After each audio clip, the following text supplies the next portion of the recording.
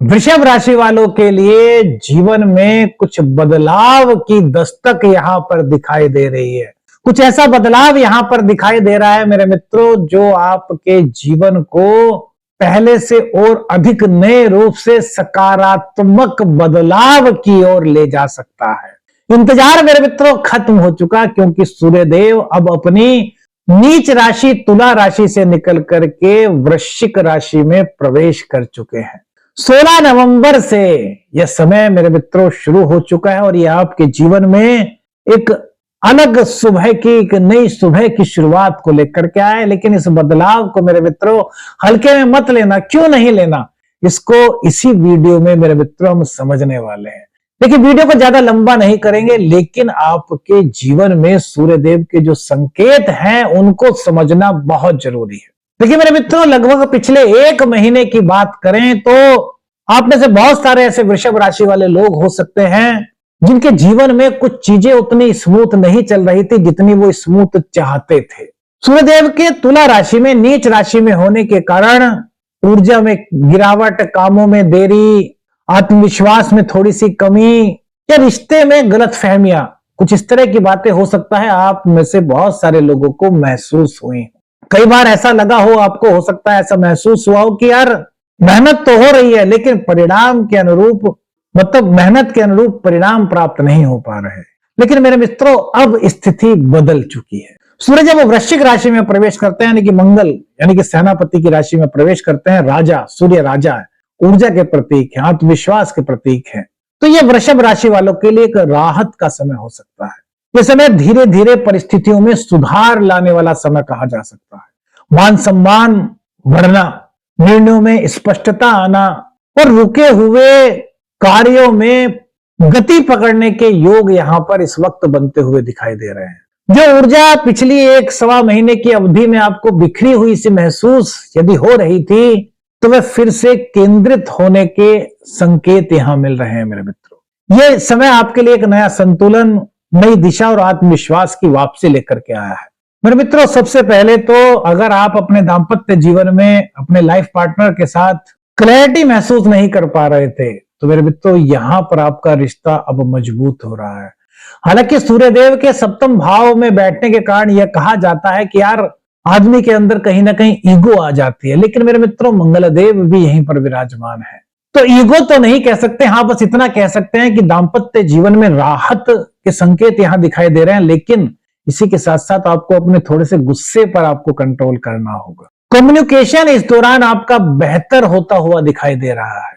कोई मिसअंडरस्टैंडिंग अपने life partner के साथ थी तो वो मेरे मित्रों बहुत कम होती हुई नजर आ रही है, और इसी के साथ साथ आपका जो रिश्ता है ना, वो भावनात्मक रूप से बहुत मजबूत होता हुआ दिखाई दे रहा है। सूर्यदेव का यह संकेत है। देखिए, सूर्यदेव आपकी कुंडली में जो है, वृषभ राशि वालों की कुंडली में चतुर्थ भाव के स्वामी होते हैं। केंद्र के स्वामी का केंद्र में बैठना, चतुर्थेश का सप्तम भाव में बैठना, यह आपकी सुख सुविधाओं में वृद्धि के संकेत दे रहा है। पब्लिक इमेज में यहां पर आपकी सुधार, एक नया सुधार, एक मोटिवेटिव सुधार होता हुआ नजर आ रहा है। लोग आपकी बात को सही तरीके से समझ पाएंगे, आपसे इंप्रेस होंगे मेरे मित्रों। आपको अपनी जो प्रेजेंस है ना, वो काफी मजबूत इस गोचर काल के दौरान लगती हुई नजर आ रही है। आपको ऐसा फील हो रहा है कि यार आपकी स्थिति जो है वो मजबूत हो रही है। आपका सोशल स्टेटस जो है वो बहुत बढ़ रहा है इस दौरान। बिजनेस में, पार्टनरशिप में नई डील्स आपके साथ में आएंगे। आपके जो पार्टनर है उनके साथ में अगर आपको कुछ ऐसा फील हो रहा था कि आपकी कुछ मिसअंडरस्टैंडिंग्स हैं, कुछ वो बात आपकी समझ नहीं पा रहे, तो एक समझने की शक्ति यहां बढ़ेगी, एक प्रेरणा मिलेगी दोनों को एक साथ काम करने की और अपने व्यापार को बढ़ाने की। कोई भी अटका हुआ काम था आपका, तो अब वो गति पकड़ता हुआ इस गोचर काल के दौरान मेरे मित्रों दिखाई दे रहा है। माइंड में आपके क्लैरिटी आएगी, माइंड में जो उलझन थी वो समाप्त होती हुई नजर आ रही है। डिसीजन मेकिंग जो पावर होती है मेरे मित्रों, वो पहले से बेहतर इस गोचर काल के दौरान बनती हुई नजर आ रही है। आत्मविश्वास आपका बढ़ रहा है, मान सम्मान आपका बढ़ रहा है। आपके जो चेहरा है या आपकी जो पर्सनैलिटी है, उसमें एक एकदम से नया निखार आपको महसूस होगा। आपको ऐसा लगा होगा कि यार जीवन में जैसे कि जिस चीज की कमी थी, जिस ऊर्जा की कमी थी, वो एकदम से वापस से लौट आई। आप अपने आप को बहुत ज्यादा ऊर्जावान इस गोचर काल के दौरान महसूस करते हुए नजर आ रहे हैं। और मेरे मित्रों, कुछ चीजें ऐसी भी हैं जहां पर आपको थोड़ा सा ध्यान देना है। क्या? देखिए, रिश्तों के मामले में यहां पर दाम्पत्य जीवन में कई तरह के सुधारात्मक संकेत मिल रहे हैं, लेकिन एक चीज है मेरे मित्रों, रिश्तों में तुरंत डिसीजन लेने से बचे। हमने कहा ना, क्रोध मत करें। क्रोध में क्या होता है कि जल्दी डिसीजन ले लेते हैं और फिर बाद में कहते हैं कि यार उस टाइम क्रोध ना किया हुआ था तो अच्छा होता।